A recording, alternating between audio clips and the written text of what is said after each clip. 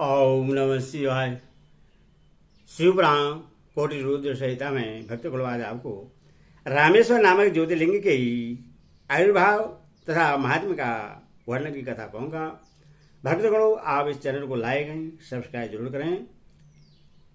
भगवान राम भगवान शिव आपका कल्याण करेंगे। कथा सुनिए। सूर्य कहते हैं, ऋषियों, अब मैं यह बता रहा हूँ कि रामेश्वर नामक ज्योतिर्लिंग पहले किस प्रकार प्रकट हुआ। इस प्रसंग को तुम आदर पूर्वक सुनो। भगवान विष्णु के रामावतार में जब रावण सीता जी को हरकर लंका में ले गया, तो सुग्रीव के साथ 18 पद वानर सेना लेकर श्री राम समुद्र तट पर आए। वहां वे विचार करने लगे कि कैसे हम समुद्र को पार करेंगे और किस प्रकार रावण को जीतेंगे। इतने में ही श्री राम को प्यास लगी। उन्होंने जल मांगा और वानर मीठा जल ले आए। श्री राम ने प्रश्न होकर वह जल ले लिया। तब तक उन्हें स्मरण हो आया कि मैंने अपने स्वामी भगवान शंकर का दर्शन तो किया ही नहीं, फिर यह जल कैसे ग्रहण कर सकता हूं। ऐसा कहकर उन्होंने उस जल को नहीं पिया। जल रख देने के पश्चात रघुनंदन ने पार्थिव पूजन किया। आह्वान आदि 16 उपचारों को प्रस्तुत करके विधिपूर्वक बड़े प्रेम से शंकर जी की अर्चना की।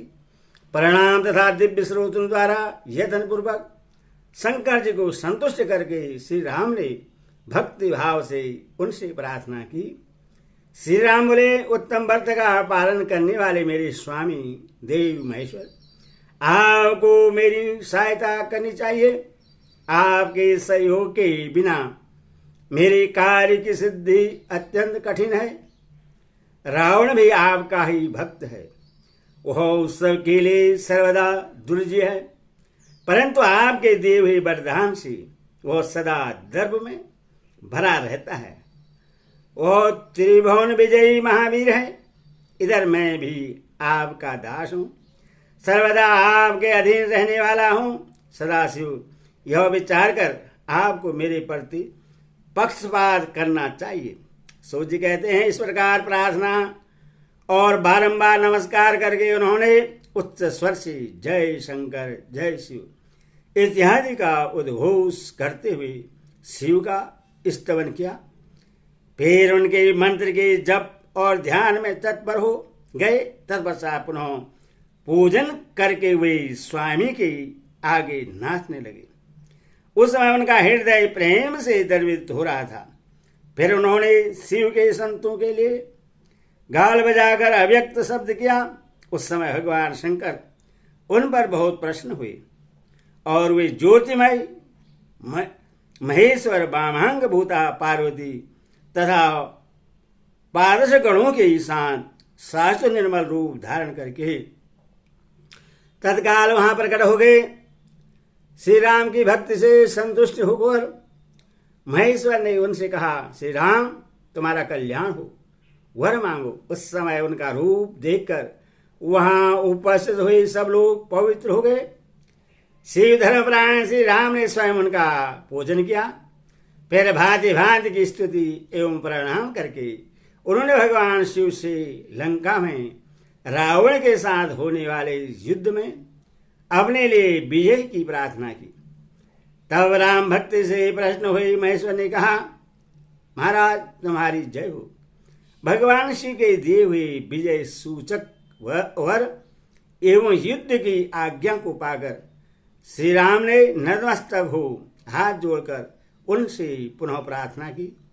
श्री राम बोले, मेरे स्वामी शंकर, यदि आप संतुष्ट हैं तो जगत के लोगों को पवित्र करने तथा दूसरों की भलाई करने के लिए सदा यहाँ निवास करें।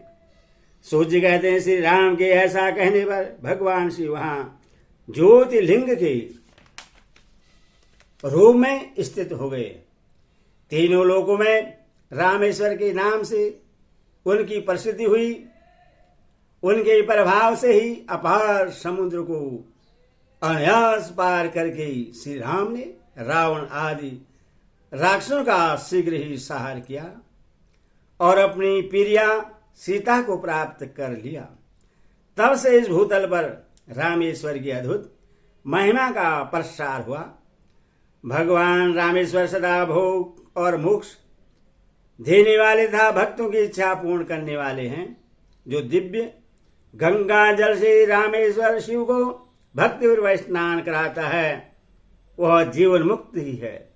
इस संसार में देव दुर्लभ समस्त भोगों का उपभोग करके अंत में उत्तम ज्ञान पाकर और निश्चय ही केवल मोक्ष को प्राप्त कर लेता है।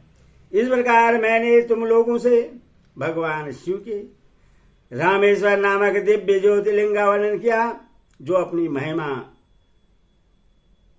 सुनने वालों के समस्त पापों का अपहरण करने वाला है। ओम नमः शिवाय।